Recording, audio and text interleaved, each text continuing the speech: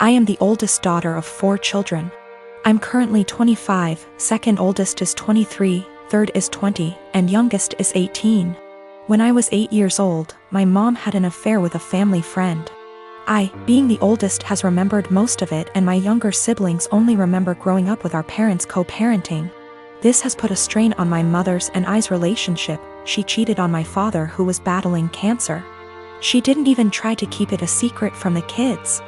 I remember during family /friend gatherings when everyone would be inside and I'd see my mom and the family friend kissing, or doing things in the pool. As a kid I didn't understand, but as I got older I realized what she was doing in front of us, and I feel sick. People ended up catching on to their affair years later, and my mom left my dad and started a new relationship with this family friend. They split up shortly after that because he cheated on my mother.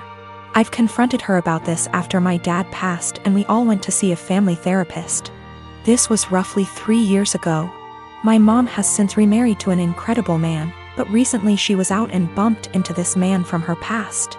They exchanged emails and she confided in me that they have been sending emails back and forth and are planning to meet up to chat and catch up. I read the messages and it's very apparent that the guy still has feelings.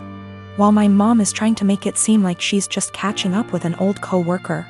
But I know my mother, and I know she is still slightly infatuated with this man, and flattered that he still wants her. I mean, it's been years, why else would you want to catch up? My new stepdad knows about her past, and while he doesn't agree with it, it's been years, he wasn't in her life yet. She asked me what I thought about her meeting up with him, and said something along the lines of needing closure. She asked for my honest opinion about the matter, and I told her, to be honest Mom, you dealing with this guy in the past ruined yours and Daddy's marriage, and you guys had 4 kids. Why you think it wouldn't ruin this one, but why don't you stop being and stop thinking with your and delete this guy's damn email? She cried, said she couldn't believe I just called her and left my house. We haven't spoken for a few days. Today, I got a call from my siblings saying I hurt my mom's feelings and whatever happened between her and Daddy's marriage was between them. I disagree. I had to witness my mom cheating on my father. I watched him die in bed while she was off to God knows where with this man. She asked for my opinion, and my opinion is that she's selfish and who left my dad to die on his own, and she wants to rekindle with this man and possibly cheat on my new stepdad. I am a 19-year-old man. On Thursday, a person I had a major crush on in high school, but who rejected me, messaged me out of the blue. She had never contacted me without my contacting her first. And at one point I realized she had me blocked on social media, and so I found it odd that she was suddenly being friendly. After sending a couple of greetings / questions about how I've been, she said that she was going to have some people over and wanted to know if I would get the beer. The drinking age where we are is 19, and she and the people who were going to chill were all 18. The liquor stores in my area all card. I thought it was silly that my being a month older meant I could buy liquor and they couldn't, and so I said I would love to go. She said, thanks, I'll pick you up at 7. 7 o'clock rolled around, and she texted me to say she was in front of my house. I went out dressed and ready to chill with some people, and she drove me to the liquor store. When we got there, I asked what beer she wanted me to get, and she told me to get Budweiser. I hid my disappointment as well as I could, but it was her party, so I went in and bought 2 cases of 24. I got back in the car and said, let's party, and she was eerily quiet. I noticed that she wasn't driving towards her neighborhood, but rather back towards mine. I thought she had moved or something, but didn't want to press the issue. When she turned down my street, I finally figured it out. She was being purposefully vague about the invitation because she wanted me to get the beer. But she wanted a way out when she told me I wasn't actually invited in the first place. She stopped in front of my house, leaned over, kissed me on the cheek, and said, thanks, in her best voice.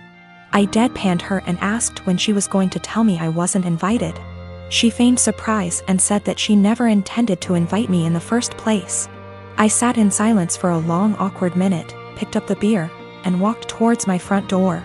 She got out of her car and frantically tried to re-invite me to the party.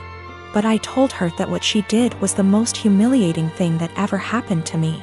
I opened my front door, slammed it a bit too hard, and came back to my room. I live with my parents and my brother. It's always been a dream of my parents to adopt me and bro, our bio kids. And they had come to the decision that they want to adopt an older kid. They got matched with Jess, who is 13. Due to the current situation, she is not living with us, but we've met before and she spent a weekend with us in January. Jess, despite sometimes being sweet and kind, is very high maintenance and has a lot of anxiety and anger problems. She can go from 0 to 1,000 really quick. During her stay, she got triggered by something when we were in public. She and I went to a clothes shop and my parents were in a cafe nearby. Some guy accidentally grabbed her by her shoulder as he thought she was his daughter, and he apologized immediately and started screaming. I was the only person there, and I tried to calm her down, but she ran off. She was found, shaken, but safe, an hour later.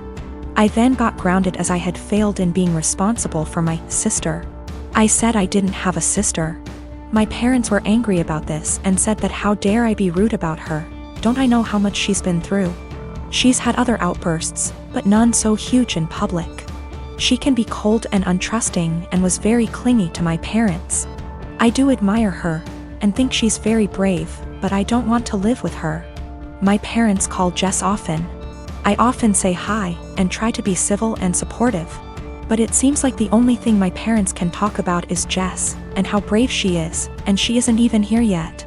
We live in a 3-bedroom house, and my parents promised to move to a bigger one later this year. Recently, my parents broke the news to me that Jess will move into my room, and I can pick whether I want to share a room with bro or Jess. I don't want to share with either. My brother is messy, loud, and is your average 9-year-old boy, and Jess has night terrors and screams the house down. And it's enough having to open my house to her, but I value my privacy a lot and don't want her in my room, which is like my special place. I was crushed. I asked if we were still moving, and my parents were like, "We like this place and have no solid plan." I freaked out and was like, "You guys are forgetting you have another daughter and are too excited about the shiny new one to remember that the one you have has feelings and boundaries, and if you're changing everything I've ever known, at least I deserve to be listened to. If this is how life's going to be, I don't want to have a sister." Good to note, my room is big enough to have a wall put in, and my parents considered it a few years back. I would be happy with that. They refuse, even though we can easily afford it, because it is too much effort. My parents are offended that I'm not being welcoming towards my sister. And I'm offended that the life I knew is going to be turned upside down, and I'm not going to have the thing I value most, my privacy. I've got cerebral palsy that affects both my legs and one arm. That's my official diagnosis, but what you really see is I walk with a limp. I'm a software developer, so job-wise, I don't have any issues. I knew when I was a kid that using my brain is the best way for me to survive on my own without relying on other people. I haven't had the chance to get my driver's license, but according to therapists and doctors that shouldn't be an issue. That's the background about me. My girlfriend and I have been together for a year. We met back in April 2020 of last year, and we decided to get together in May 2020. I told her about my disability before then, but she wanted to try and make it work. We video call on Discord every day, almost always when we're awake, and recently we've been going on dates. She's more than happy to lend me an arm, and she notices things about me that even I miss myself. Outside of my family, she's the most loving and caring person I know, and she's my motivation to do better and improve myself. Honestly, I never thought I could find someone I trusted enough to share my more negative thoughts and problems. I always tried to seem happy so I don't worry others. The emotional support she gives me is really irreplaceable. The problem is scared that, in the future, she will have to take care of me, or most of the work will fall onto her. To make matters worse, her mom has been telling her for the past few weeks to break up with me because she can find better, and she doesn't want her to have the burden of caring for me. She's also really afraid that I will get arthritis early due to my cerebral palsy, and if that happens, a lot is going to be on her. I've tried doing things like stretches and exercises to maintain and improve my muscle tone, but she is still afraid I'll get worse. I'm an introvert, I don't know a lot of people, and honestly, I don't even know the options I've got to look at. I want to prove that I can be independent and that if things do go wrong, it won't just be on her. I'm in Ontario, Canada. Are there things I can look into and do to assist with my disability, or things I can look into so if things do go wrong, I won't be a burden on her? I'm at the end of my wits. I've never really hated my disability, but I've always kept myself going by tempering my expectations and thinking, my disability is going to make it really hard to find someone, and she's the first person to make me feel like, yeah, it doesn't matter. I want to do anything to show her that I won't hold her back in the future, but I'm out of ideas. Is there anything I can do? I don't want to worry anyone I'm with these issues, but I'm at the end of my wits. I don't even know if my relationship is lost, but I don't want this to happen again, and I want to know what I can do myself so I can reassure my partner, so they know I won't hold them back in the future. I don't know if there are things I can look into to better plan my future so it's not a concern for my partner. The worst part is, I've always thought my disability doesn't matter. But with all of this happening, it's really hard to convince myself otherwise.